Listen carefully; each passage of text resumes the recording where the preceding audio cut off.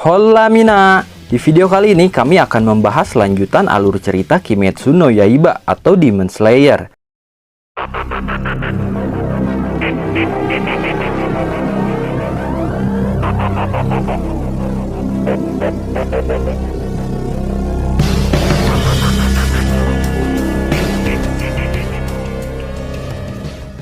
Video ini adalah part 12, lanjutan dari part 11 sebelumnya. Untuk part sebelumnya bisa kalian cek linknya di deskripsi.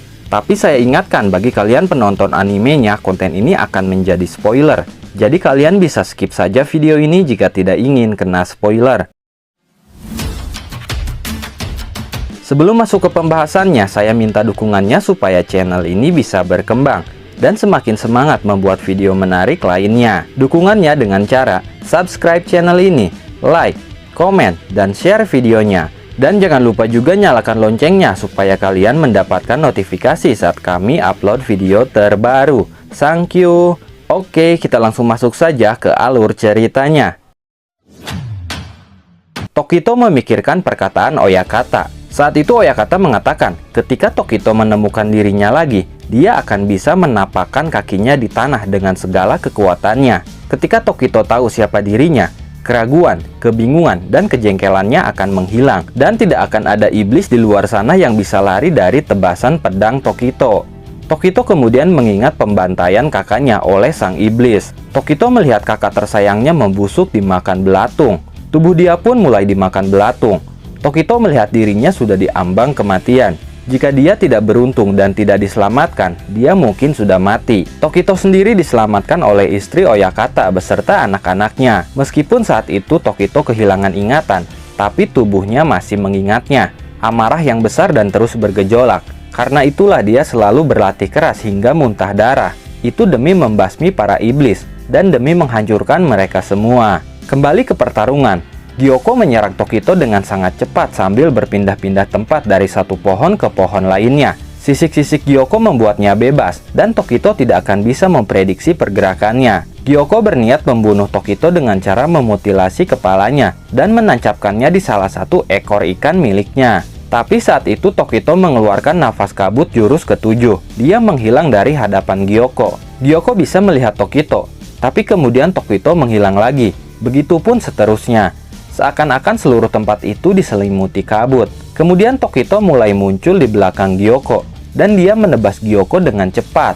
Kepala Gyoko pun terpenggal. Gyoko tidak percaya, situasi itu tidak wajar. Dia tidak mungkin dikalahkan oleh seorang bocah. Tokito secara drastis mengubah tempo pergerakannya untuk mengacaukan pikiran musuh. Saat dia menunjukkan dirinya, dia bergerak selambat kura-kura.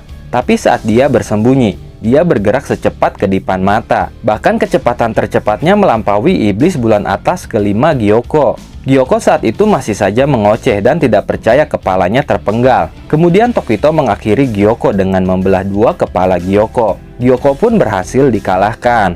Setelah itu Kanamori muncul dan menanyakan kondisi Tokito. Tokito mengatakan dia baik-baik saja dan dia harus segera pergi ke tempat Tanjiro berada. Saat itu Tokito terlihat sangat kacau. Tubuh dia menggigil dan bergetar, tapi Tokito tetap saja mengatakan bahwa dia baik-baik saja, dan justru menyuruh Kanamori untuk memeriksa keadaan Kotetsu. Lalu setelah itu busa keluar dari mulut Tokito. Racun yang dia terima sebelumnya telah mencapai aliran darahnya. Itu membuat kondisinya tidak baik-baik saja, dan dia pun tumbang. Kanamori panik, dia meminta bantuan Haganezuka, tapi Haganezuka mengabaikannya. Tokito pun mulai tersedak. Kanamori bingung harus melakukan apa. Kemudian datang Kotetsu. Kotetsu menyuruh Kanamori memiringkan tubuh Tokito. Kanamori kaget dan dia mengira Kotetsu adalah hantu. Tapi ternyata Kotetsu memang masih hidup. Yang terluka parah hanya lengannya, sedangkan perutnya yang tertusuk bisa selamat karena pelindung pedang yang Tanjiro berikan. Itu adalah pelindung pedang milik Rengoku yang Tanjiro dapatkan dari adiknya Rengoku. Tanjiro ingin memasangkan pelindung pedang itu di pedang barunya. Setelah itu di bawah alam sadar Tokito, dia bertemu Rengoku, ayah, ibu, dan kakaknya. Ayah dan kakaknya memuji kerja bagus Tokito. Kemudian Tokito pun tersadar. Sementara itu di pertarungan lain Tanjiro sedang menghadapi naga pohon. Naga pohon itu memiliki 5 kepala yang bisa memanjang sejauh 20 meter. Tanjiro mencoba menyerangnya, tapi Tanjiro diserang duluan menggunakan suara yang sangat keras, dan itu membuatnya terhempas. Serangan itu mengenai gendang telinga Tanjiro. Mata dia berputar, dia tidak sanggup berdiri. Iblis yang telah bergabung itu bisa menggunakan kekuatan yang sama persis seperti emosi utama, bahkan lebih kuat. Tidak ada waktu untuk Tanjiro bernafas. Dia tidak bisa memulihkan diri, walaupun dia tahu serangan akan datang, tapi dia tidak tahu harus melakukan apa, karena dia tidak bisa melakukan nafas berantainya. Tanjiro kemudian berpikir jika dia menjauh dengan jarak 20 meter, mungkin dia bisa melakukannya. Tapi ternyata di jarak 20 meter itu, naga pohon mengeluarkan kepala kecil yang berantai dari mulutnya sehingga dia bisa mencapai Tanjiro. Tanjiro pun terkena gigitan dan dia akan dimakan. Nezuko sendiri dalam situasi yang terpojok. Dia tidak bisa menolong Tanjiro. Tapi kemudian tiba-tiba kepala naga pohon itu terbelah. Seorang pilar datang. Dia adalah Kanroji. Iblis kecil gabungan dari emosi utama itu kemudian menyerang Kanroji dengan jurus petir. Tapi Kanroji berhasil menghindari serangan itu, bahkan menembus serangan itu untuk menyerang. Pedang cinta Kanroji sangat tipis dan lentur.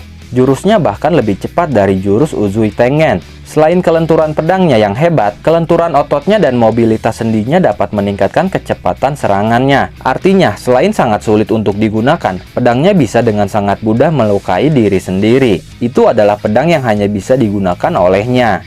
Iblis emosi utama itu terus melancarkan serangan yang berbeda, tapi Kanroji berhasil mengimbangi kecepatan serangan itu. Kemudian iblis itu menggunakan jurus darah iblis. Jangkauan serangannya sangat luas. Kanroji mengeluarkan nafas cinta bentuk kelima. Dia memotong semua serangan iblis itu, lalu berhasil mendekati iblis itu dan bersiap memenggal kepala iblis itu.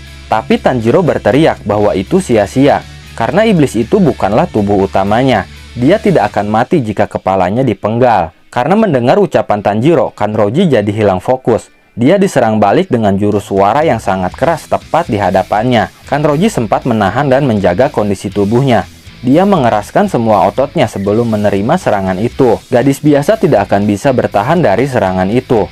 Kanroji ternyata memiliki tubuh yang spesial. Iblis itu mencoba memakan Kanroji karena kekuatan akan muncul jika dia memakan daging berkualitas tinggi. Iblis itu akan menghancurkan tengkorak dan otaknya terlebih dahulu dengan sebuah pukulan. Tapi kemudian terjadi kilas balik. Saat itu Kanroji sedang dihina oleh seorang pria yang merupakan calon suaminya. Pria itu mengatakan hanya binatang seperti beruang, babi, dan sapi yang akan meminang Kanroji. Ditambah warna rambut Kanroji sangat aneh. Pria itu berpikir dua kali untuk menurunkan hal itu semua kepada anak-anaknya nanti. Pria itu pun jadi takut. 2 tahun yang lalu akhirnya pernikahan Kanroji pun dibatalkan. Kanroji memiliki komposisi otot yang spesial. Ototnya 8 kali lebih tebal dari manusia biasa. Tangannya memang kurus, tapi dalam segi kekuatan otot, tangannya setara dengan binaragawan. Saat umurnya 14 tahun, Kanroji mengangkat batu seberat 60 kilo, dan itu membuat ibunya khawatir lalu pingsan. Porsi makan Kanroji pun sangat banyak, itu setara dengan porsi makan 3 pegulat sumo. Belajar dari pengalaman wawancara pernikahan sebelumnya, Kanroji kini menghitamkan rambutnya. Dia menahan nafsu makannya yang membuatnya pusing. Dia juga berbohong dan mengatakan dia lemah. Hal itu membuat keluarganya khawatir. Lalu suatu hari datang seorang pria ingin meminangnya. Tapi Kanroji berpikir, apakah ini baik-baik saja dengan berpura-pura seperti itu? Dia bertanya-tanya apakah dia tidak berguna jika menjadi dirinya sendiri. Apakah tidak ada tempat di dunia ini di mana dia bisa menjadi dirinya sendiri? Dan apakah ada seseorang di luar sana yang menyukainya apa adanya? Kemudian Kanroji pun tersadar. Dia sudah disergap dan dilindungi oleh Tanjiro, Nezuko, dan Genya. Mereka berusaha sekuat tenaga untuk melindungi Kanroji. Karena Kanroji adalah harapan mereka satu-satunya untuk mengalahkan iblis itu. Selama Kanroji hidup, mereka pasti akan menang. Kemudian iblis itu menyerang dengan jurus petirnya. Iblis itu bertanya-tanya apakah serangan itu berhasil. Tapi justru saat itu Kanroji tersadar sepenuhnya. Dia berterima kasih dan meminta maaf karena telah mengacau, padahal dia seorang pilar. Kanroji berhasil menahan serangan iblis itu. Dia mengatakan, takkan membiarkan temannya mati. Pemburu iblis adalah rumahnya yang berharga. Entah itu iblis bulan atas atau siapapun, dia tidak akan pernah kalah dengan orang jahat. Kanroji menyuruh iblis itu untuk bersiap karena pertarungan sesungguhnya akan segera dimulai.